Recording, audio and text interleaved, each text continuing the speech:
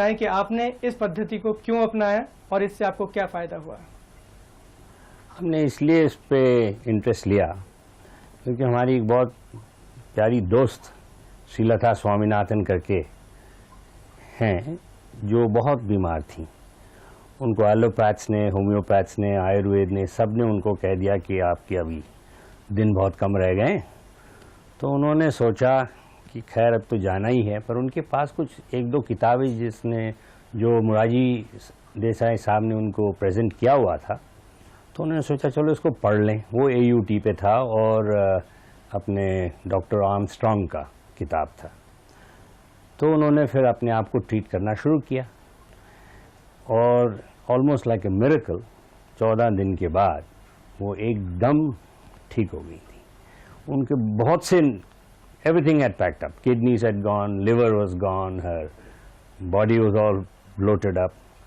Within a fortnight of fasting and treating herself as advised in Dr. Armstrong's book, she came back to perfect good health and has been ever since. Now, being such a good friend of ours, she used to come and stay with us regularly in New Delhi.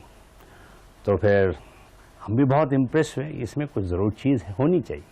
फिर हमने कहा कि ज़रा इसके बारे में और पता लगाएं। फिर हमने डॉक्टर ठक्कर साहब के बारे में सुना था, तो फिर इनकी किताब हमने पढ़ी। फिर हमने कहा ठीक है, हम बस चुप हो गए। उसके बाद फिर हमारी श्रीमती जी भी इसके ऊपर काफ़ी इंटरेस्ट था, उनको भी, ललिता जी को। तो 2-3 हफ्ते बाद उन्होंने बताया देखो भाई मैं अभी 2 हफ्ते से शिवाम्बू कर पी रही। तो मैंने कहा अच्छा ये बात है। तो हमें भी थोड़ा बहुत और हिम्मत आया, हमने भी थोड़ा सा शुरू कर दिया।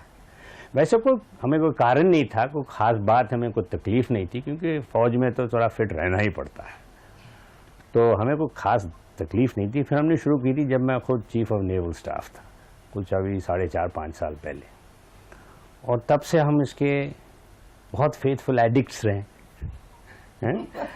और इसके बाद के और लोगों से भी इसका फ़ायदा उठाने के लिए हमने बातचीत की, बताया इसके बारे में, और थोड़ा बहुत पढ़ाई किया, ठक्कर साहब से मिले और जो इसके आशिक हैं उनको भी मिले, और ऐसे ऐसे आहिस्ता आहिस्ता इसकी जागरण और बढ़ती गई।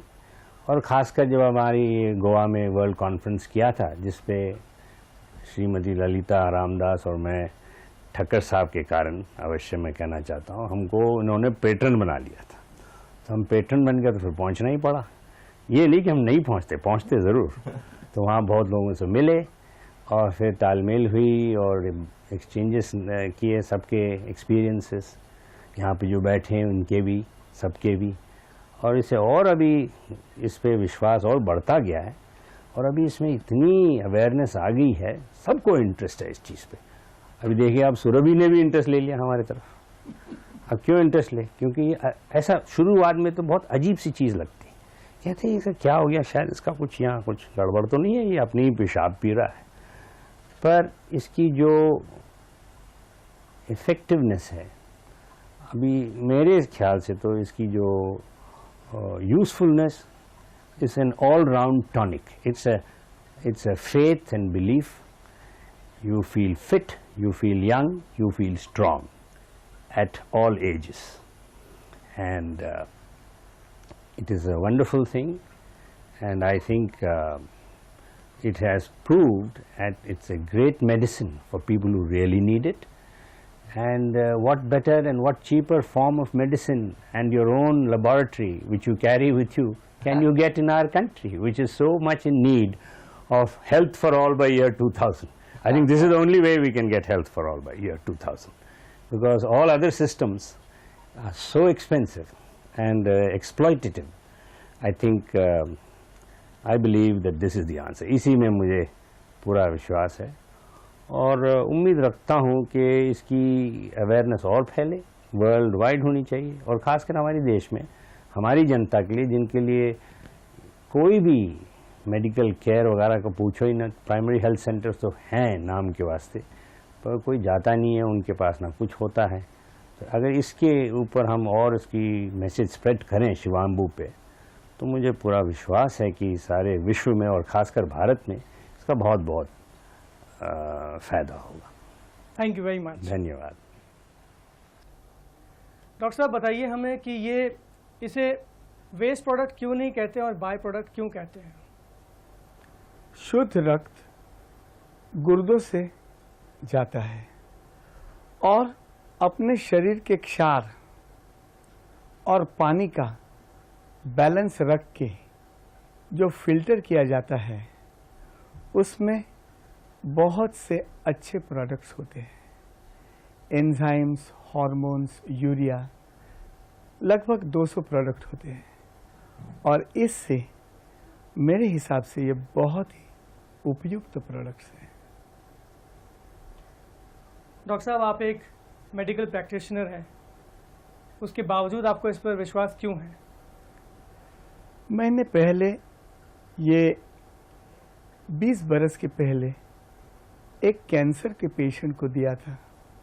वो भागते भागते मेरे पास आया, मेरे को बोला कि अभी जो टाटा में मैंने सुना उसमें मेरा आयु सिर्फ 3 से 6 महीना कहा गया है क्योंकि कैंसर की ग्रेड बहुत ऊंची है। मैंने इनको बोला, मैंने रावजी भाई पटेल का बुक पढ़ लिया था। उन्होंने कहा कि आप शिवाम्बु ले लीजिए, इफेक्ट हो सकता है। उन्होंने शिवाम्बु चालू कर दी और उनके गर्दन पे जो गांठ थी, जो ऑपरेशन के बाद भी रह गई थी, वो आस्ते आस्ते छोटी होने लगी।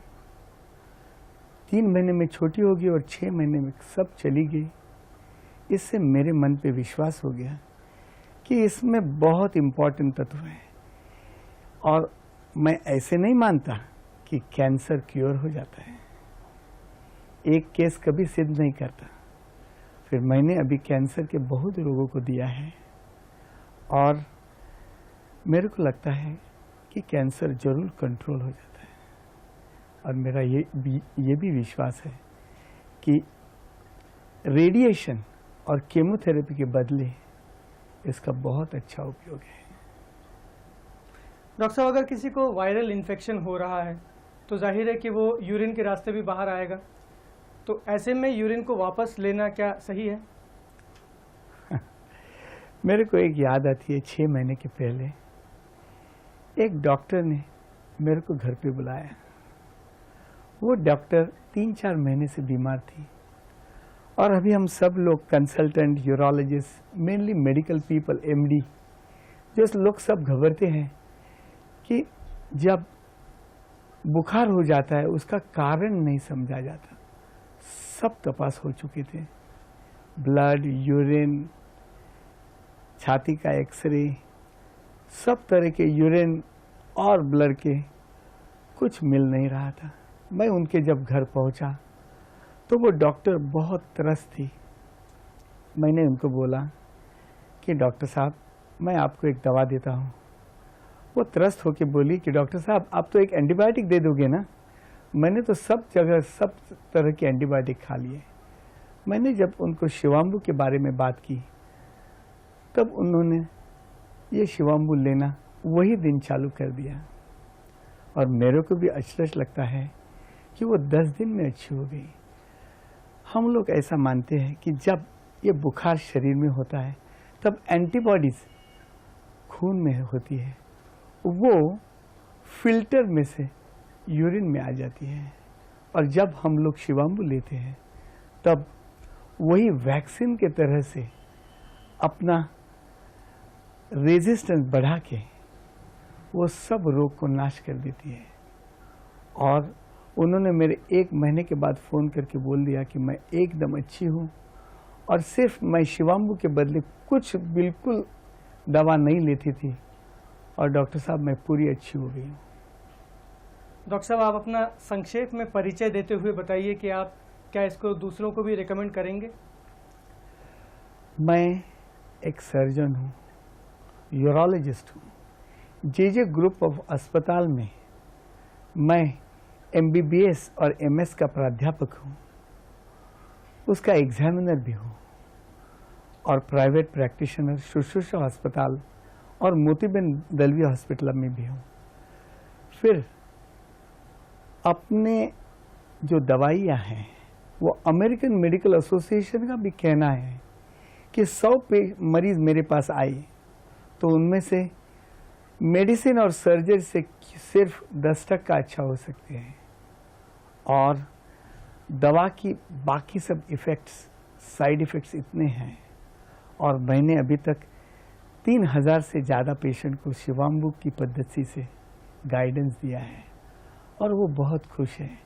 इसके लिए मैं जरूर के कहना चाहूँगा कि साइंटिफिक रीत से सब लोगों ने ये अपनाया तो ये बहुत कीमती है और बहुत क्रॉनिक रोगों के लिए, मैं एक्यूट नहीं बोलता, बहुत उपयोगी है। धन्यवाद डॉक्टर साहब। धन्यवाद।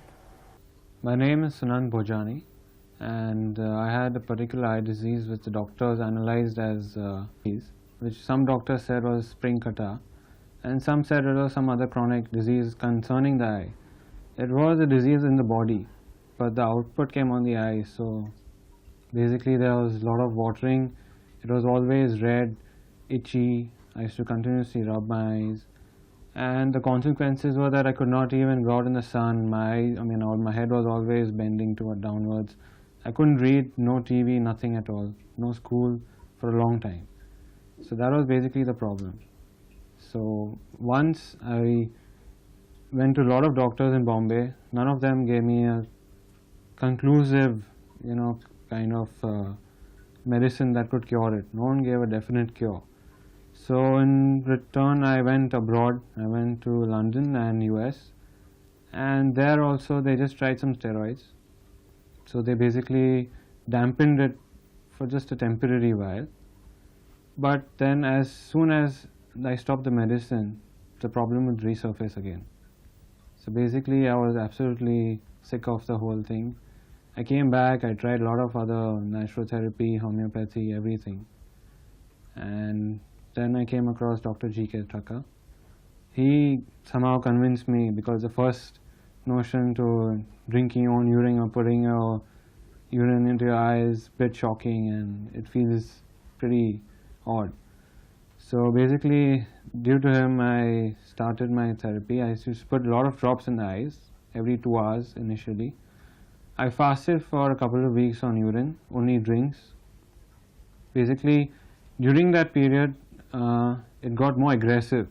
But I would say the poison in the body, which had developed over the period of 5 years, was coming out. So I didn't give up. I continuously went on and on trying it, as I was sick of everything else. And in just 3 weeks' time, there was a major change. The burning of the drops when I used to put in the eyes decreased. Slowly my body felt better. My eyes were opening better. I could relatively see a major change. And in just around 1.5–2 months, the whole thing was just vanished. How do you feel today? Today I'm just grateful to Dr. G.K. Thakkar that I can face a camera, I can walk around, attend college, see movies, read a lot, and basically have a free life just because of urine therapy and Dr. G.K. Thakkar. Thank you very much. Thanks. आपका शुभ नाम? मेरा नाम doctor Nita Shah है. I am naturopath doctor practicing in acupuncture, acupressure, neurotherapy and urine therapy also. अच्छा, तो आप doctor हैं, आप बताइए कि इसके कॉस्मेटिक वैल्यूज़ क्या हैं और किस तरह से सुंदरता में ये हेल्प करता है? हाँ, हर लड़की चाहती है कि वो हमेशा यंग और सुंदर दिखे. हर लड़की की ये ख्वाहिश रहती है और मैं मानती हूँ कि शिवामू के सिवा और कोई बढ़िया कॉस्मेटिक हो ही नहीं सकता, क्योंकि शिवामू के अंदर एक केमिकल जो अर्ली मॉर्निंग हम लोग बिटवीन 3 to 6 जो यूरिन पास करते हैं उसमें होता है, वो है मेलाटोनिन. और melatonin increases your beauty and decrease your age. तो शिवामू के यूज से आप दिन ब दिन सुंदर और सुंदर और सुंदर और यंगर, मोर यंगर दिखती है. शुभ नाम? हिम्मत सोमैया. हिम्मत साहब, बताइए आपको क्या तकलीफ थी और इससे आपको क्या आराम हुआ? मुझे समवेयर 1984 लीवर का कैंसर था और मैं टाटा हॉस्पिटल में भर्ती हुआ.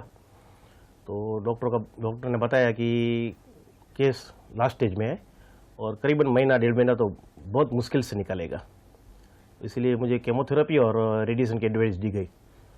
मेरा जो वजन पहले 64 था वो नीचे उतर के 42 हो गया और मैं भी बहुत परेशान था, तो केमोथेरेपी और रेडिएशन लेना नहीं चाहता था। इसी दिनों में मुझे डॉक्टर जी के ठक्कर की एक किताब मूत्र चिकित्सा पढ़ने मिली और मैंने पढ़ना शुरू किया। मरता क्या नहीं करता, और मैंने ये इलाज आजमाया। करीबन 1-1.5 साल मेरा इलाज चला हुआ और मैं आज पूर्ण तरह से तंदुरुस्त हूँ, कोई प्रॉब्लम नहीं है और ना ही मुझे 13 साल से कोई और छोटी मोटी बीमारी भी हुई है। स्टेमिना भी बहुत बड़ी है और वजन भी 72 पर। अगर मैं उसी दिन किताब न पढ़ता तो मैं समझता हूँ कि आज मेरी 15वीं पुण्यतिथि होती थी। डॉक्टरों का इस मामले में क्या कहना है सर? डॉक्टर यूरोथेरेपी को कबूल तो नहीं करते, मगर डॉक्टर ने बताया कि अजीब सा हादसा आई है और मैंने तो कोई दवाई ली नहीं, कोई एलोपैथी नहीं ली और कोई होम्योपैथी नहीं ली, फिर भी मैं तंदुरुस्त हूँ। और रिपोर्ट कहते हैं कोई कैंसर की कोई बीमारी नहीं है, कोई ट्यूमर्स नहीं है। जो मुझे मल्टीपल लीवर कैंसर था उसमें से कोई जड़ें नहीं है आज। किस तरह से आपने यूरिन लिया? मैं समझता हूँ ज़्यादातर लोग ऐसा समझते हैं कि 3-4 गिलास यूरिन पी गए, पेशाब पी लिया तो रोग मुक्त हो गए। ऐसा मैं नहीं समझता। मैं समझता हूँ कि आहार, विहार और मनोव्यापार का नियंत्रण इसमें खूब जरूरी है। तो मैंने एक अपनी स्टाइल बना के रखी थी, जो अगर मैं कहना चाहूँगा तो आधा घंटा और लगेगा, मगर ब्रीफ में मैं कहूँगा कि चिली, मिर्ची, अल्कोहल, नॉन वेज ये सब बंद करना चाहिए, सिंपल खुराक लेना चाहिए और सुबह पानी और यूरिन के गिलास दिन ब दिन ऐसा लो तो आराम से कोई भी रोगी आदमी इससे बच सकता है और जो रोगी नहीं है वो हमेशा के लिए निरोगी हो सकता है। बहुत बहुत धन्यवाद। Thank you.